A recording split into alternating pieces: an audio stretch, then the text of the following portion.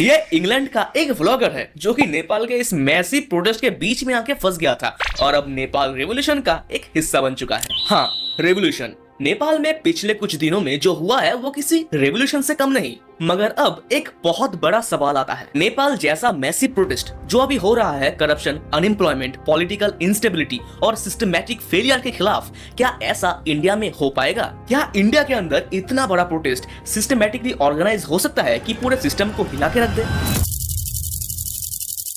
सोचो, इंटरनेट पर लोग हर रोज बात करते हैं करप्शन के खिलाफ, पॉलिटिशियंस के नेपोटिज्म के खिलाफ, सिस्टमैटिक फेलियर के खिलाफ। जैसे हाल ही में इथेनॉल पेट्रोल को लेकर नितिन गडकरी से जब लोगों की शिकायत और प्रॉब्लम पे सवाल किया गया, तब उन्होंने सीधा सवाल करने वालों को ही एंटी नेशनल घोषित कर दिया। Ethanol blending, you are extremely bullish on ethanol blending. In fact, I just read that आपने E10 टारगेट को डेडलाइन से पहले कंप्लीट कर दिया है, and now we are looking at E20. So if you look at the petrol consumption of India, considering the amount of ethanol we would require, the estimate comes to about 10.16 billion liters. And ethanol production happens from corn, wheat, rice and sugarcane. And out of these 4 crops, 3 crops are water guzzling crops. So अभी बैंगलोर में water crisis चल रहा है। BMC ने बस एक notification दिया, they going to cut the water supply. ये जो आर्गुमेंट करने वाले लोग हैं ना, हाँ, ये सबसे देश में एंटी नेशनल। फिर भी मैसिव नेशनल लेवल पर प्रोटेस्ट नहीं होते, क्यों और क्या कभी हो पाएगा? और इस सवाल का जवाब जानने से पहले हमें कुछ चीजें पहले जाननी होगी नेपाल जेनजी प्रोटेस्ट के बारे में। तो तुम्हें मैं 1 मिनट के अंदर समझा देता हूँ कि हमारे पड़ोसी देश के अंदर एक्चुअली में हुआ क्या था। सिर्फ demon slayer infinity castle movie देखने से ही काम नहीं चलता मित्र, थोड़ा देश विदेशों के हालात भी जानना जरूरी है। उल्टा सीधा नहीं करने का सापरी, भोसड़ी वाला बैन का शॉट। तो इसी महीने यानी सितंबर में नेपाल के ऑल ओवर सोशल मीडिया में गवर्नमेंट की करप्शन और वहां के वेरी ऑनेस्ट मिनिस्टर्स की बच्चे जनता के टैक्स के पैसों से अपनी जिंदगी कितनी मौज में काट रहे हैं वो फैलाने लगे। काइंड ऑफ ऑनलाइन प्रोटेस्ट ही था जहां लोग अपनी फ्रस्ट्रेशन निकाल रहे थे इन नेपो किड्स के खिलाफ, क्योंकि जहां नेपाल में लोगों की जिंदगी बद से बदतर होती जा रही है और बेरोजगारी वहां पर पीक पर है इंडिया के जैसे, वहां नेपो किड्स फॉरेन में जाके अपनी लैविश लाइफ जी रहे हैं। मगर वहां की गवर्नमेंट ने इस चीज को देखकर सोशल मीडिया ही बैन कर दिया। हाँ, सिर्फ टिकटॉक को छोड़कर यूट्यूब, फेसबुक, इंस्टाग्राम, सारे के सारे सोशल मीडिया प्लेटफॉर्म्स को बैन कर दिया गया। मगर इससे लोग और भी भड़क गए और इसके खिलाफ एक मैसिव प्रोटेस्ट शुरू हुआ। शुरू में यह प्रोटेस्ट पीसफुल होने के बाद भी स्टूडेंट्स के ऊपर गोली चलाया गया, जहां 19 स्टूडेंट्स की मौत हो गई। फिर होना क्या था? पहले घी और अब पूरा पेट्रोल डाल के सरकार ने लोगों को आग बबूला कर दिया था और लोगों ने कुछ ही दिनों में देश का पूरा तख्ता पलट ही कर दिया। अब नेपाल जैसे सेम इंडिया में भी वही सेम करप्शन, अनएम्प्लॉयमेंट और नेपोटिज्म का बहुत ही बड़ा प्रॉब्लम है। तो क्या नेपाल जैसे इंडिया में भी वही सेम तरीके से प्रोटेस्ट हो सकता है और इंडिया का तख्ता पलट हो सकता है?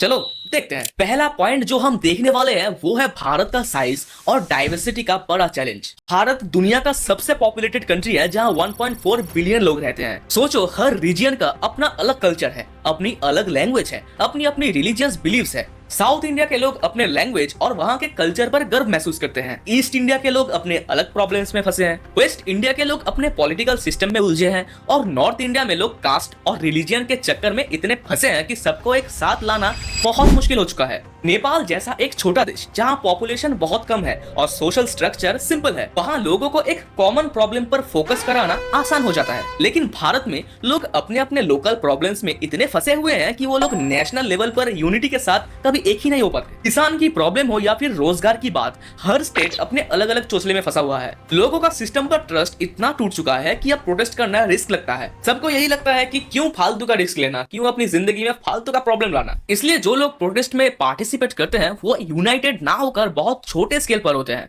और उनका असर भी सीमित रहता है।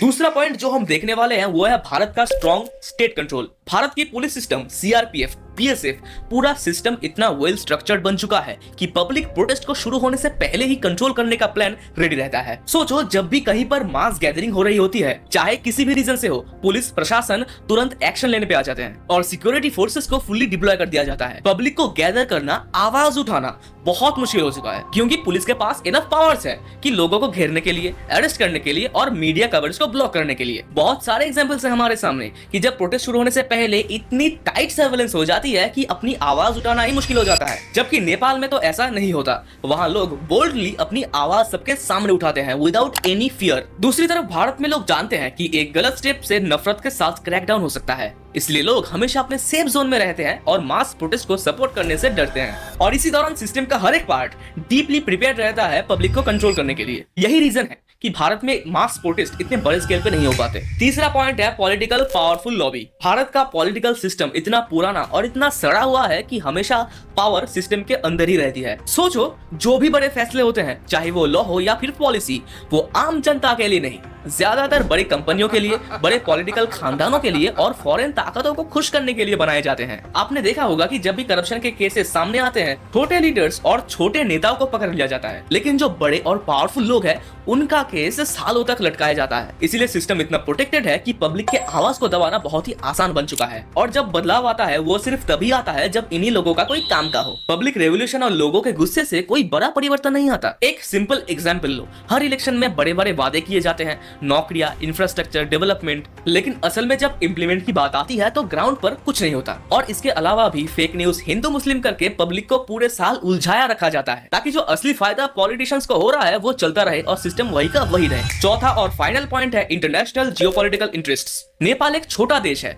जिसकी जियोपॉलिटिकल स्ट्रेटजी चाइना और इंडिया दोनों के लिए बहुत इंपॉर्टेंट है, लेकिन इंडिया वर्ल्ड का मेजर प्लेयर बन चुका है। यूएसए, चाइना, रशिया सबके साथ स्ट्रेटेजिकली रिलेशंस हैं। जब भारत जैसा देश जियोपॉलिटिकली स्टेबल रहता है तभी यूएसए जैसा सुपर पावर इंडिया को स्ट्रेटेजिक एलाई बना के देखता है। इसका मतलब यही है कि कभी भी किसी भी मास प्रोटेस्ट को सपोर्ट करने का आइडिया इंटरनेशनली नहीं आएगा, क्योंकि उनका इंटरेस्ट हमेशा सिस्टम को मेंटेन करना रहेगा और जो भी चेंज होगा वो सिस्टमेटिक लेवल पे आएगा, लोगों के आवाज से नहीं। इंटरनेशनल पावर्स भी चाहते हैं कि इंडिया जैसा एक बहुत बड़ा और पावरफुल देश कभी भी अनस्टेबल ना हो, चाहे उसमें कितनी भी करप्शन और सिस्टमेटिक फेलियर्स क्यों ना हो, लेकिन बस मास मूवमेंट्स ना हो, क्योंकि वो इंडिया को अनस्टेबल बनाएगा और इसका असर पूरे दुनिया पे पड़ेगा। इसलिए जो भी एंटी गवर्नमेंट और एंटी करप्शन मूवमेंट्स होते हैं वो लोकल लेवल पर ही सीमित रह जाते हैं, कभी भी चेंज नहीं ला पाते। अब तुमको क्लियर हो चुका होगा कि नेपाल जैसा मैसिव प्रोटेस्ट इंडिया में क्यों नहीं हो पाएगा। हालांकि हमारे देश में भी भर भर के करप्शन है, जैसे रिसेंट का वोट चोरी देख लो। नेपोटिज्म भी खुलेआम हो रही है, जैसे गडकरी E20 फ्यूल को जबरदस्ती थोप रहे हैं क्योंकि उनके बेटों का कंपनी